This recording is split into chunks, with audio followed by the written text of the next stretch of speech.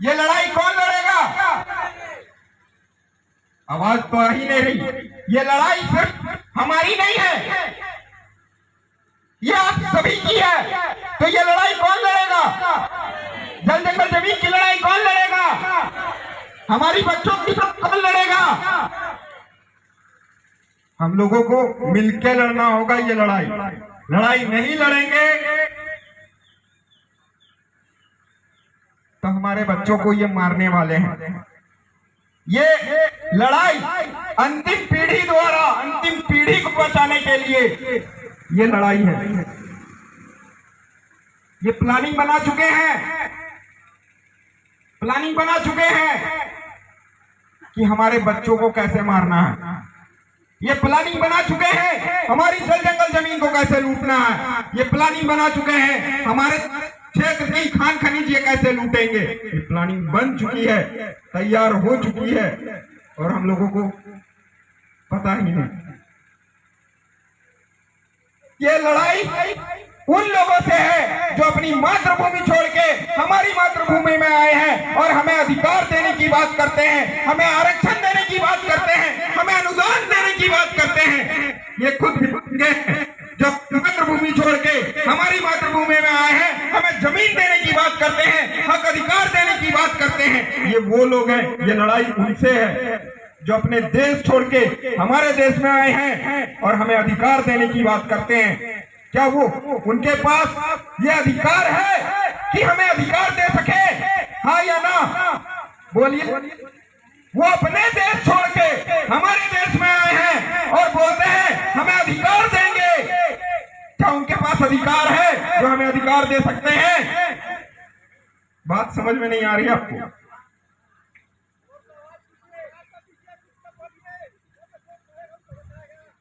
जोर लगाइए, ठीक है? क्योंकि ये लड़ाई हमारी पहचान की है। आज शेर की पहचान उसके दहाड़ से होती है, हाथी की पहचान उसकी गर्दन से होती है, सूरज की पहचान उसकी रोशनी से होती है और चंद्रमा की पहचान उसकी चांदनी से होती है। वैसे आदिवासियों की पहचान कैसा होनी चाहिए? आदिवासियों की पहचान कैसे होनी चाहिए? आप नहीं लड़ेंगे ना तो सोच लीजिए, आज आपके बगल में समस्या है, वो समस्या आपके और आने में, आपके गांव में आने में समय नहीं लगेगा। ये लड़ाई सबसे बात, आप कोड लेंगे तो क्या पहचान बचेगा? आज आप सरना कोड का आंदोलन में शामिल होते हैं कि सरना कोड मिलेगा तो पहचान बचेगा। लेकिन मैं कहता हूं, मेरा विचार यह है कि जिस दिन हमारी बेटी का मान सम्मान बचेगा, जिस दिन हमारे समाज का मान सम्मान बचेगा, उस दिन हमारा पहचान बचेगा। जिस दिन हमारी जल जंगल जमीन बचेगी, उस दिन हमारा क्या होगा? पहचान बचेगा। जिस दिन हमारे समाज का मान सम्मान होगा, उस दिन जिस दिन हमारा समाज गैर समाज के ऊपर निर्भर नहीं रहेगा, उस दिन हमारा क्या बचेगा? उस दिन हमारा क्या बचेगा?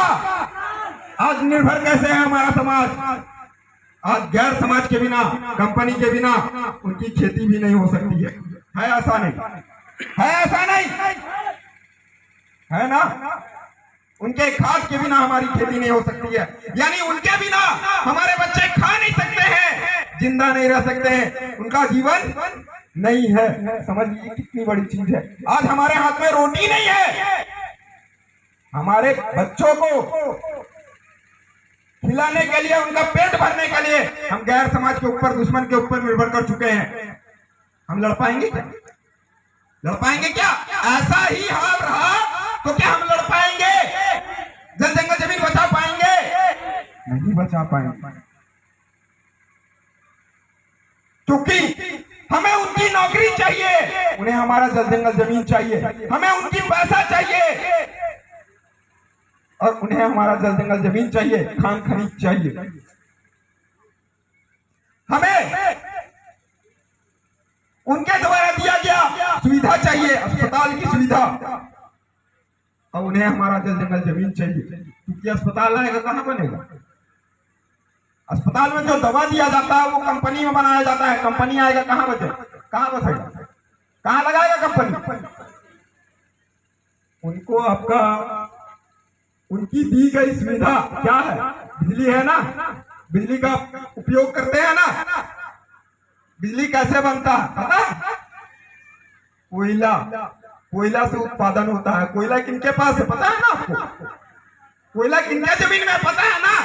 आपके गांव के नीचे कोयला है। पूरे देश को बिजली चाहिए तो आपके गांव को भी एक ना एक दिन उजाड़ा जाएगा। उस वक्त पूरा लोग क्या बोलेगा ना, उस वक्त सरकार ये बोलती है कि आप क्या है, विकास के विरोधी हैं, क्योंकि पूरे देश को बिजली चाहिए और आप अपना गांव उजड़ना देना नहीं चाहते हैं, इसलिए आप उस वक्त विकास विरोधी हो जाते हैं। क्योंकि उस वक्त शोर सिर्फ उस गांव के लोग करते हैं जिनका घर उजड़ता है, जिनका छत उजड़ता है, लेकिन बाकी देश के लोगों को बिजली चाहिए होती है। अब देख लीजिए समस्या में लोग क्यों नहीं साथ देते हैं। आपके जमीन में अगर रोड बनता है ना तो सिर्फ आप हल्ला करते हैं, आप शोर करते हैं, आप लड़ते हैं, लेकिन क्या बगल वाला लड़ता है? बगल वाला लड़ता है इसलिए नहीं लड़ता है क्योंकि उसको रोड चाहिए। आज उसके जमीन में रोड बनी ना तो कल को आपके जमीन में भी रोड। आज आपके गांव से, घर से कोयला निकाला जा रहा है ना तो कल को बगल के गांव से भी, जिस गांव में कोयला है उस गांव से भी निकाला जाएगा, क्योंकि एक दिन खत्म होना उस गांव का कोयला तय है। इस बात को समझिए, हम समझेंगे नहीं तो लड़ भी नहीं पाएंगे। ठीक है, तो ये वो लोग हैं जो अपनी मातृभूमि छोड़ के हमारे मातृभूमि में आए हैं और क्या कहते हैं, हमें अधिकार देने की बात करते हैं। और हमारे दोगले नेता वो भी उनसे अधिकार मांगने की बात करते हैं। हमारे दोगले नेता क्या करते हैं, उनसे अधिकार मांगने की बात करते हैं, पहचान मांगने की बात करते हैं। एक बात बताइए, हमारी पहचान हम बताएंगे कि वो बताएंगे? हमारी पहचान हम बताएंगे वो बताएंगे? हम बताएंगे। इस बात को समझिए, इस विषय को समझिए, मुद्दा क्या है वो समझिए। तो ये वो लोग हैं जो बाहर से आके हमारी धरती में हमें अधिकार देने की बात करते हैं, हमें जमीन देने की बात करते हैं। आज कहते हैं ग्राम सभा के माध्यम से एक कानून बना देंगे जिसमें ग्राम सभा को यह अधिकार होगा कि जल जंगल जमीन के ऊपर ग्राम सभा का अधिकार होगा। जल जंगल जमीन वो अपने बाप के घर से लेके आए थे क्या? वो अपनी मातृभूमि से लेके आए थे क्या? यहाँ पे सोचिए, वो अधिकार देने वाले होते कौन है?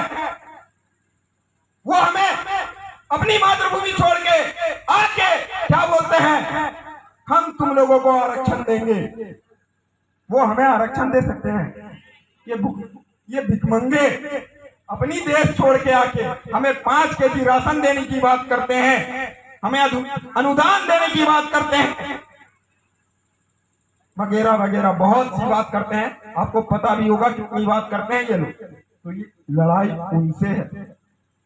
हम लोगों को पैसा चाहिए ना, तो पैसा क्या है हम थोड़ा सा चर्चा करेंगे बोर्ड पे, ठीक है? तो इतना ही कह के आप सबों को मेरी ओर से जोहार, जय पुरखा।